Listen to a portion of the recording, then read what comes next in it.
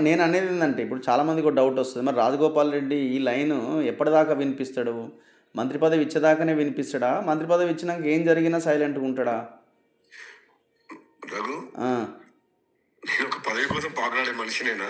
ఆ, 2014 తర్వాత కేసీఆర్ దగ్గర నుంచి పదవులు, డబ్బులు, కాంట్రాక్ట్ అన్ని ఇస్తామని పోయిందా? ఓకే.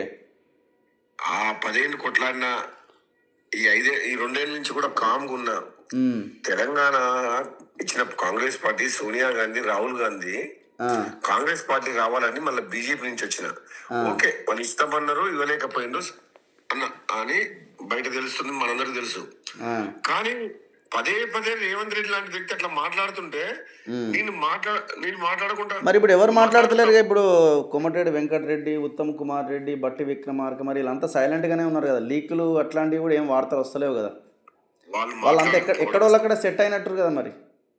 అందరూ సెట్ అయిపోయిండ్రు, అడ్జస్ట్ అయిపోయిండ్రు. అడ్జస్ట్ అయిపోయారా? ఆ. ఆహా. ఇప్పుడు రేవంత్ రెడ్డి మాటలకి వీళ్ళందరూ మాట్లాడకపోవడం వల్ల ఏమైందంటే ఆ, కాంగ్రెస్ పార్టీ బలహీనపడుతుంది. ఉమ్, కాంగ్రెస్ పార్టీ అధిష్టానము ఉమ్, అసలు ఏం చేయలేని పరిస్థితి.